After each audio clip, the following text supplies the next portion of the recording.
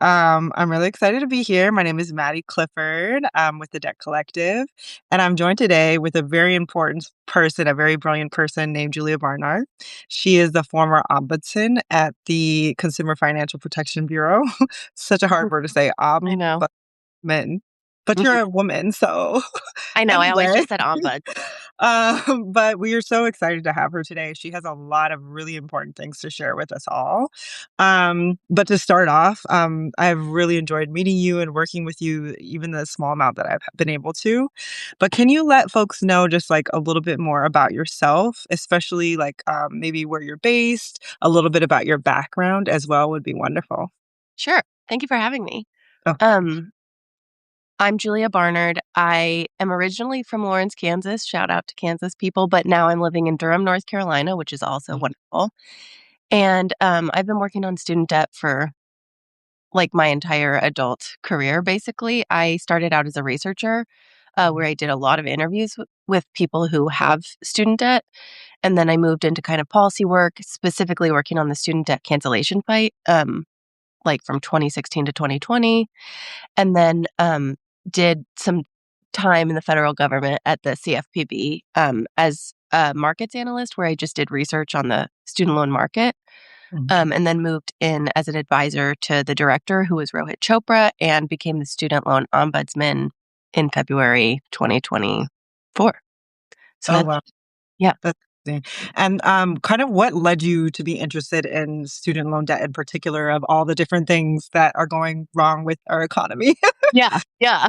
I mean, I actually started out just being interested in anti-poverty policy more generally, and was really interested in housing, specifically public housing. Mhm. Um, and I was working on that and learning about the policy. And honestly, I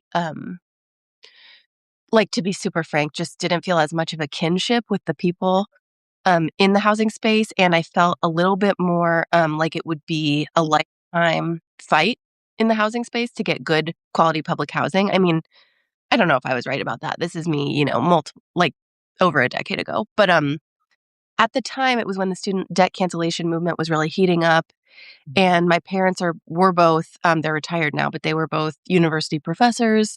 Right. Uh, grandfather got out of poverty.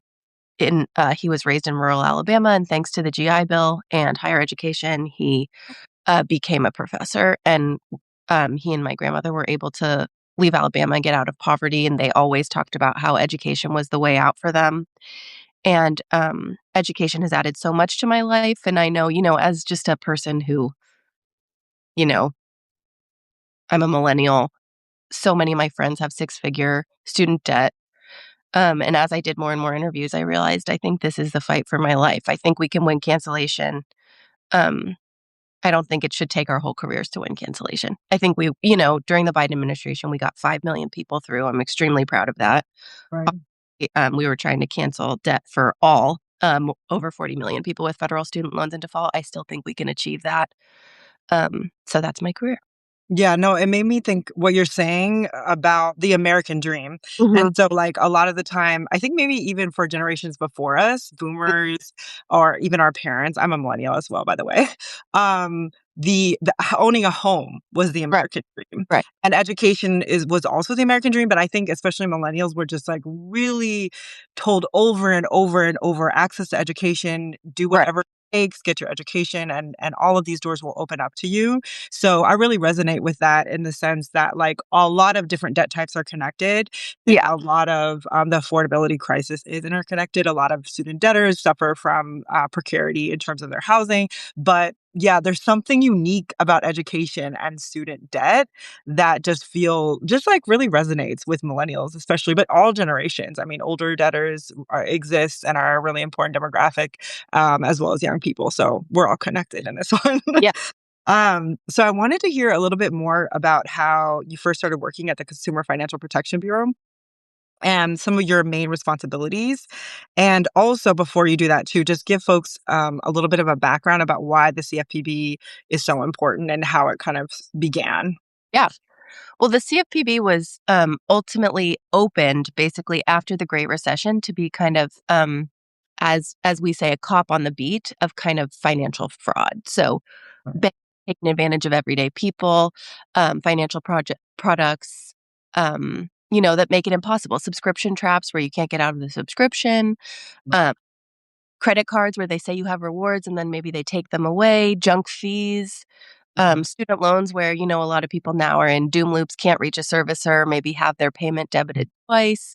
The CFPB was meant basically to take complaints from debtors, um, kind of look at those complaints and try to intervene in policy to make sure that financial institutions could not take advantage of everyday Americans. So that's what I was doing. I started out actually working on credit cards, debt collection, some other products. And then, of course, my lifelong career dream is to work on student loans. So I eventually was working on student loans, worked a lot on, new forms of lending that schools are doing called institutional lending. We worked on tuition payment plans.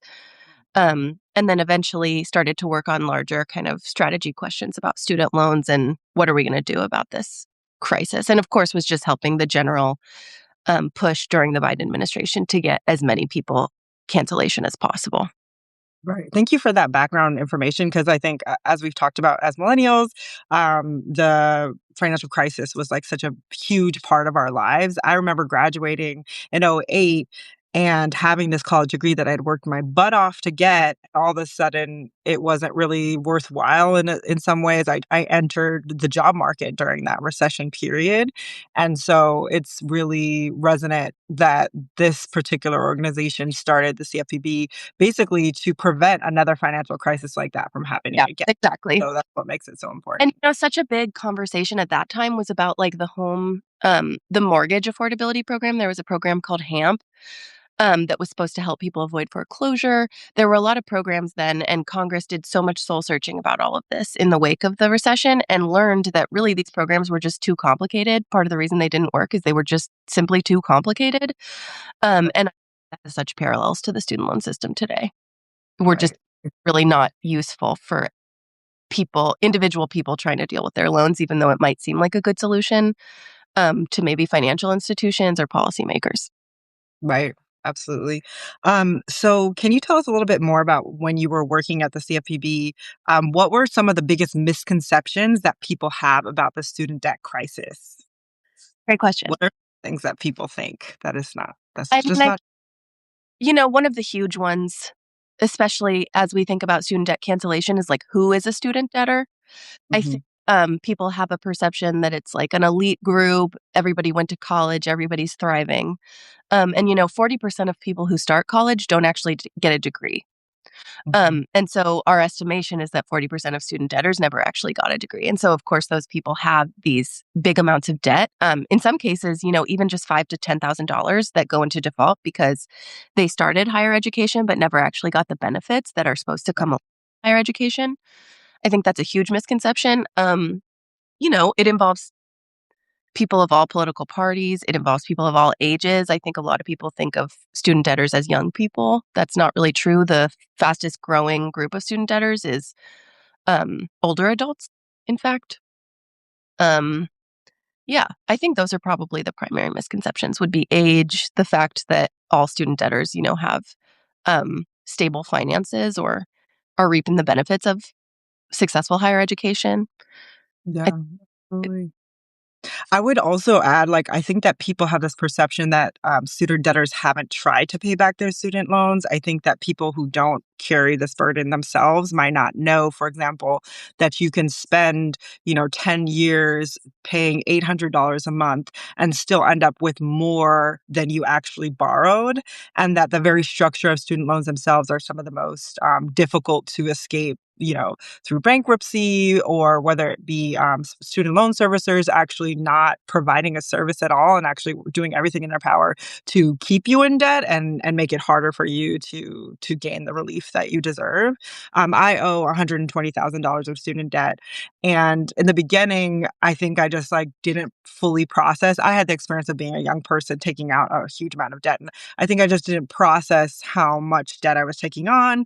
And also, I just felt like this will will help me get access to better jobs. And it was almost a catch-22 because, yes, it did provide access to the best paying job that I ever had at the time, but also it pulled me deeper into this debt that has been difficult and impossible to escape, and in which a debt that has really changed my life circumstances. I didn't have kids. I didn't get married. I made all these life decisions, and I don't think people understand, 40 million people are dealing with this particular aspect of being in debt. Yeah, I think that's another good one. Yeah, how difficult it is. I mean, when I was the ombudsman, the job in that role is to read complaints specifically and try to intervene in cases where we think we can and, refer cases to enforcement or supervision when we think that's the right pathway for an issue. But one thing that really stuck out to me with complaints was how much people were trying to go through all the channels and literally just could not reach anyone or get information.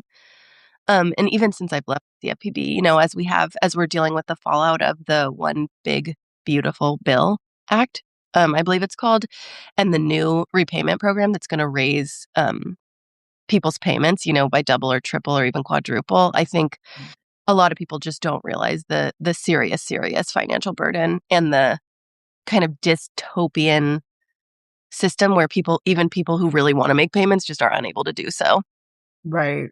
I think the last thing I think people might not realize as well is this is a issue that's very much gendered as well and racialized. So women hold 2/3 of student debt. Can you explain like why there might be like more women with student debt or more people of color, and particularly how this might affect Black Americans very Yeah. acutely? Yeah. And we know this has always been true. I think all the way, if we look back at American history, obviously all of American history, but even if you think about the GI Bill, I mean, the historically Black colleges and universities were kind of like totally, first of all, not all of the Black GIs got the benefit of the bill. And the ones who did were applying to these HBCUs because the time of segregation, and those HBCUs were kind of like overflowing. They didn't have seats for everybody. So this has been true for so long. Those institutions are still underfunded. Um, by our public system.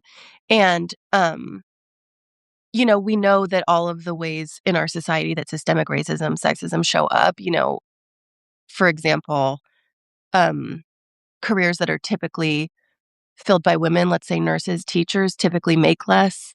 The labor market and now have been so thoroughly credentialized that people need more school to reach those jobs. And then the jobs are underpaid, social workers, jobs like that. And we know that a lot of the social safety net has been pulled out from under people as well. So I think all of that just exacerbates the problems we're already facing as a society. Right, absolutely. And it's like we want our teachers to be highly credentialed. We want our social workers to be really, really good at what they do. And so I think people often are like, "Oh, well, the cost of college is too expensive. It's too expensive." In reality, education shouldn't be a debt sentence in the first place. It's not that we don't want the education; it's that it shouldn't be a debt sentence. So Yeah, thank you and for our mentioning that. society, I've always been really inspired by LBJ's approach to the war on poverty and to higher education. And when he signed the Higher Education Act, he gave a great speech where he talks about it's a promise we're making to our children that not having enough money should not prevent them from getting educated. And I think about that a lot, and we just have not lived up to that vision ever. Right, absolutely. So can you tell us about how your role shifted once, the Biden administration, we transitioned from the Biden administration to the Trump administration? So if you could tell us like a little bit about like what you were responsible for doing and how that might have changed once the Trump office took power most recently. Yeah, I mean, at the Consumer Financial Protection Bureau, like certain roles like mine, the student loan ombudsman don't actually change with the administration. So I was actually, assuming that I would continue to be doing a lot of casework. I would continue to help people with their individual student loan problems, probably the focus areas would change. But I assumed certain issues, like for example, I was working on private equity's involvement in college tuition pricing. I actually thought that, would continue and would be popular with Mhm. the new and some Republicans in Congress have even started investigations into this issue. So I really thought that like there would be a lot of ongoing work, but Right. unfortunately, we got an acting director, Russell Vogt, in February, and I, along with hundreds of my colleagues, were fired on the spot, no notice, day one. So that happened to me. Our union got involved with the help of our union's NTEU, which is the National Treasury Employees Union, and the union with Gupta Wessler filed a case in federal court that ended up getting us reinstated. So I actually went back to the CFPB 2 months later, and had a bit of time to do work. But at that time, like everyone who was involved in helping me expand the casework program was gone. And it was no longer possible. I was asked directly by the Department of Education to stop working on federal loans. Mm. The conditions were such that I no longer felt that it was possible to do the job, which is why I ended up leaving. Right. And before you ended up leaving, can you share the report that you were, tasked with producing as part of your job, and some of the things that you noticed about how the report there were changes in that report? Yeah. So I one of the responsibilities, the position of the student loan ombuds is actually outlined in the initial, Dodd-Frank Act, Consumer Financial Protection Act that established the CFPB. Right. And one of the basic responsibilities of the student loan ombudsman is to write this annual report that comes out every October. Hmm. And so one thing I had been doing over the course of the past, ever since I started, was trying to really like lock in on making that report as good as it could be, give information to the public, really make our priorities clear to the public and also to businesses, entities that deal with consumers. Um, Yeah, make the report really strong. So I did that after I got reinstated in April and, submitted that report, worked it through the clearance process, submitted it, and, was told by leadership that it would not be published and would need to be rewritten. Um, and at that point, I did decide to resign because I felt that there was no way for me to legally and ethically, fulfill the role that I felt so, um, deeply responsible to. Absolutely. What were some of your findings that, especially the ones that were omitted, because the Trump administration appointees later submitted a revised version of your report that was about half the number of pages. Let's talk about specifically what they took out, and why do you think that might be important for us to talk about, or keep our eyes on? Yeah, ultimately, I think it was, like, almost completely rewritten. Um, but I had 3 special sections that I felt strongly about, and all of those were taken out. There was one on federal student loan default, which is an extremely, punitive system that basically forces collections from millions of borrowers every year, and it's actually been turned off since the CARES Act in 2020, and it's actually still paused, um, but we but I wrote a whole section on pathways out of default, ways for people to kind of get out of default by seeking cancellation, um, and trying to, make that process more clear because the federal government at the moment does not do a very good job walking borrowers through the pathways. So I was trying, part of the CFPB's mission is financial education, trying to make the system clearer for people. So I was trying to do that with that section, and also advocate for some policy changes that would protect people more Mhm. from falling under the poverty level because of their student debt. And then there was a section, like I said before, on private equity involvement in college tuition pricing. There are just a couple of private equity companies that have basically collected a bunch of data and partner with colleges to kind of predict how much students would be willing to pay to attend certain schools. And their sophisticated algorithms, in a lot of cases, I think it like mirrors what's happening in other markets. I don't know if you heard about the RealPage case, but that was a case where like private equity or the company RealPage was working with a bunch of smaller landlords to basically get the data and then say how high they could put rental prices. Right. Uh, yeah, I think it has some similarities to that kind of stuff. So I was working on learning about it. I wrote it up. And like I said, that's actually what I think it's Representative Jim Jordan on the House Judiciary Committee opened an investigation into. So I was surprised that part was left out. And then there was a third section on private student loans where borrowers might be eligible for total loan cancellation because their school misled them or was fraudulent in some way, but they're being denied cancellation by their private lenders. And that section was struck. So those are the big sections. I also, talked about responsiveness. A lot of entities basically s- have, in a meaningful way, stopped or seriously slowed down their responses to consumer complaints. So I had some analysis on that by company that was not published. Yeah. Yeah, and can you talk about, because I read, people can read about this whole entire situation in the American Prospect, and I'll link the article below. But one thing that really struck me was that in 2025, the CFPB received 25,000 complaints from student loan borrowers in particular. What can that tell us about the state of the student debt crisis in general?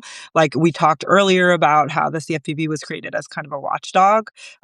Maybe can you tell us a few things that kind of show up as really alarming about that?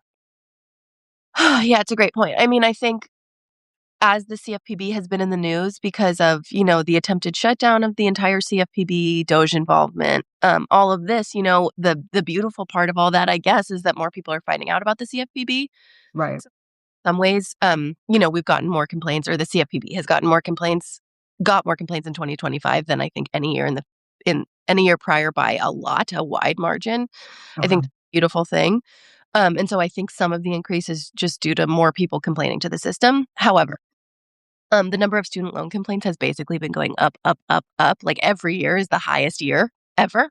Mhm. And I was, of course, as the ombuds, I was like kind of trying to pull trends out of that data. And I have been trying to say for years that I think the system is as bad as it has ever been.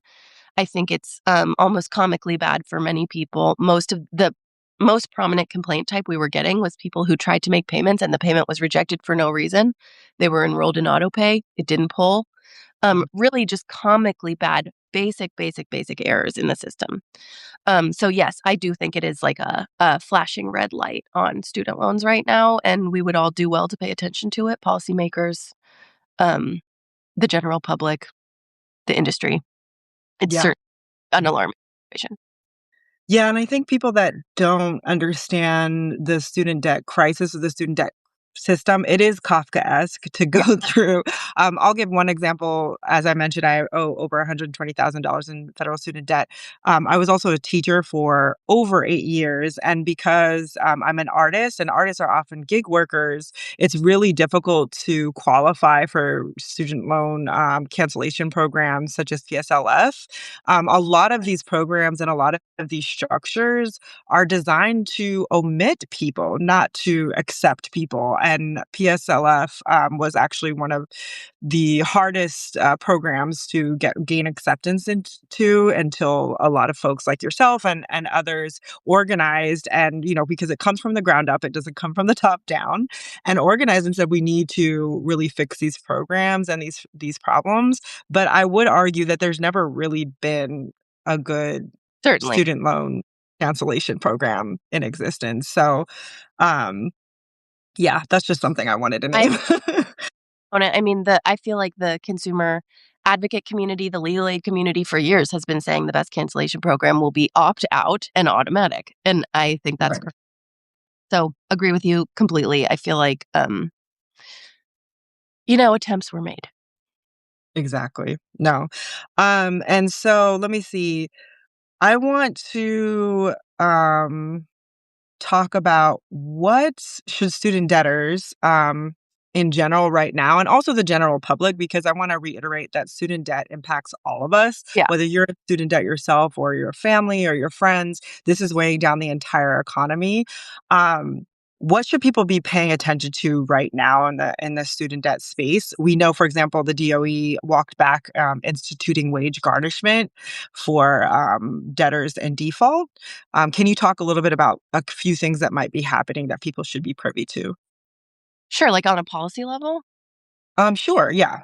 That would be great. I mean, we were extremely excited to see the pause of forced collections for borrowers in default. Like I said, Mhm. we have such a comically bad situation with the system right now where people can't even make payments in when they're enrolled in auto pay. Um, Right, so a lot of people are falling into default by mistake. A lot of people are falling into default because they were unable to make a payment even when they tried. And of right. course, a lot of people simply can't make payments because they're unaffordable. So our forced collection system is so punitive, it pushes people under the federal poverty level. So I have been an advocate for a long time. Many others have as well. The Debt Collective certainly has that we should simply not do forced collections Yeah. uh, in the default program. And so it's great to see a temporary pause. I think one of the issues, I guess, as I reflect on my time in the space, is that a lot of, the 4-year cycle of power in Washington, D.C. and at agencies does not necessarily lend itself to like long term fixing of complicated and difficult problems like this. Mhm. And I think, we're seeing a lot of temporary fixes. We could just find a way to turn this stuff off permanently and fix it that way. But of course, we haven't done it. But Mhm. I think if we build power together and we're able to lift this up as an issue that people care about, that affects people's, basic financial stability, affects the ability to, achieve the American dream, like we've been talking about this whole conversation, I think we can push to get that made permanent. So that's going on. I was talking about the One Big Beautiful Bill Act before. That's going to unfortunately, raise the repayment rates for millions of people. That could double, triple, quadruple those rates. I think that's extremely unaffordable. Comes at a really bad time when people are already struggling to make ends meet. So I think if we take our focus off of this issue, we risk really making it truly catastrophic for millions of families. And I know it's been frustrating. It's certainly frustrating we didn't win more broad-based cancellation. I think we still can. I don't think it's time to give up. I don't think it's time to let politicians off the hook. I think it's an affordability issue. It affects everyone. It affects the entire economy. And if we have these millions of borrowers going from $0 payments over the entire, you know, prior 5-year period, coming into, $1,000 payments a month, it's going to be really catastrophic for individuals and also for the broader economy. So, yeah, I would encourage folks to kind of stay engaged with the issue, raise it with representatives, come to the Debt Collective, get organized, try to talk to representatives, talk to candidates. Um, yeah. And for borrowers, one thing I do want to say is that I don't think they should stop submitting complaints, even though the complaint system is kind of an uphill battle. Um, and would encourage them. Most senators, representatives have offices that are called constituent services offices where they offer casework to help people interact with the federal government. And so I would encourage borrowers to reach out through that channel to get help. Um, Mhm. and that will help. It has the dual benefit of helping individuals, but also helps educate the representatives. Thank you so much. Yeah, and I also wanna, like, remind folks that, I think sometimes we get really caught up in, individual administrations. Obviously, right now, it's a very chaotic and very stressful time, but that we actually the Trump administration, the first iteration of the Trump administration was when the pause on student loan payments happened, and even though, it was temporary, I think it gave people a picture of what it would be like not to pay back this debt. Yeah, People had money to pay for groceries. People had money to pay for gas in their car to help pay their rent. And I don't think that Americans are going to forget that anytime right. soon. And I think that Americans really started to realize that their government has the power not only to pause student loan debt, but also to cancel student debt en masse and also to fund college. And so I think we need to continue to reiterate that and not get so focused on individual administrations because the debt collective has been around since Occupy Wall Street. We've had wins during the Obama administrations. We've had losses. We've had a lot of challenges under Biden. We've had random wins sometimes under Trump administration. So I just want to remind people that Yeah, hope is not lost, but we have strength in numbers. So we have to keep lifting up our voices for yeah. sure. Well said. Yeah, and so the last thing I wanted to ask you, and I also wanted to say once again, thank you so much for talking to me. It's always such a pleasure talking to you. I was wondering how folks can get involved. If folks don't know, Julia Barnard now works at the Debt Collective. We're so excited to have you as a higher education Yeah. lead. Can you let folks know how they can get tapped in with you and even be able to talk to you through our virtual meetings? Yeah. So, yeah, I'm super happy to be with the Debt Collective. It's been a wonderful new home for me. We're working on a lot of things. I think Maddie's point that not all hope is lost just feels like the point of the year to me. We can still do this, we've got, I think, the public on our side. We've got, I think, momentum on our side. I think there's a lot we can still do. So we're focusing on a few different things. Our main campaigns are one about cancellation, so helping people apply for the types of cancellation that exist. That includes, public service loan forgiveness, like you raised, but also total permanent disability discharge. There's borrower defense to repayment for people who attended schools that misled them. There are a lot of different types of cancellation. We're trying to help people kind of learn about those options and apply. Um, and we're also, yeah, so we're doing cancellation, we're doing default. We're trying to help people who have loans in default status make a decision about getting their loan out of default status, try to figure out how. A lot of times that's also through cancellation avenues. And then finally, we're working on the right to learn. We're trying to zoom out a little and say, even if we forgive all student loans, we cancel all student loans tomorrow, we still obviously have the problem of the future. And Right. also, kind of, we need to return to this vision. Like shouted out LBJ earlier, the promise that children in this country should not hit a learning wall uh, because of the income that their family has. So, or the income or the wealth. So I think we need to return to that promise, kind of establish and fight for our right to learn. That could include something like college for all, that could, free college. It could include other things like more funding for public schools at the K-12 level. It includes a lot. But under the umbrella of right to learn. So we are organizing a lot of people all over the country. Please come to our meetings. Our meetings are getting so many amazing people attending. We have hundreds of people at a lot of these meetings. They're very moving.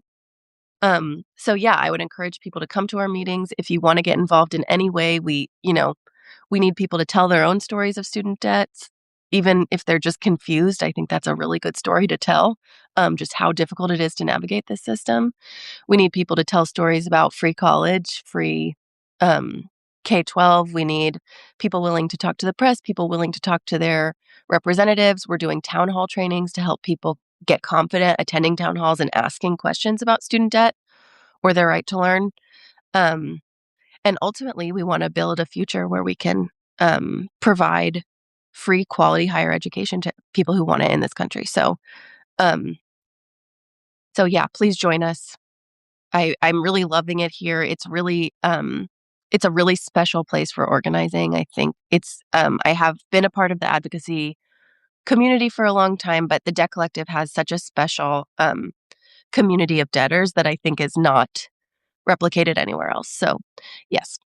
Yeah, absolutely. And I was thinking too about this promise of education. And I see sometimes like there'll be viral clips of, we have this illiteracy crisis and we have people are having a difficult time critically thinking. And I think this devaluing and underfunding Yeah. education has made us really susceptible to authoritarianism because people are afraid to ask questions, they're afraid to be curious. And people often talk about go into the trades instead of going into education. Education is a scam, college is a scam. And people are really not understanding that they need to just break down the entire framework. Everyone should be able to pursue a field of study. Yes, it's wonderful if you want to become an electrician. For one, that takes education too. And And that for often, two, which people the often trade go into often, debt for, yeah. but also we need people in all different fields of study, and we need people to feel like I can get educated without worrying about, being in debt for the rest of my entire life. So I just want to thank you again for all the brilliant work that you have been doing and remind folks that they can get in contact with us at debtcollective.org or to sign up for an event specifically, go to debtcollective.org/events. And remember, you are not alone. Thank you all. Bye. Ready.